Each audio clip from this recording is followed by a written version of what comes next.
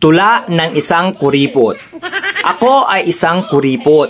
Ako ay hindi madamot. Sa paggastos ako ay natatakot dahil pera ko ay hindi pinupulot.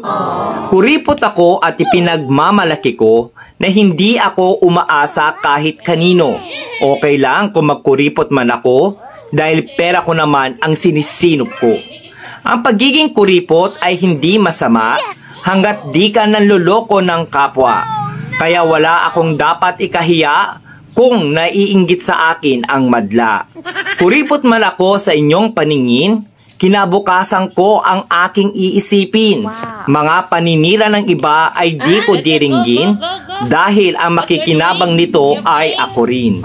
Hindi kasalanan na maging kuripot ako, ang masama ay ang pagiging maluho. Huwag magpasikat kung hindi naman totoo, lalo nang kung sa utang nang galing ito. Ako ay kuripot magpakailanman. Pera ko ay aking papahalagahan upang may magamit sa kinabukasan at hindi na ako kailangang mangutang.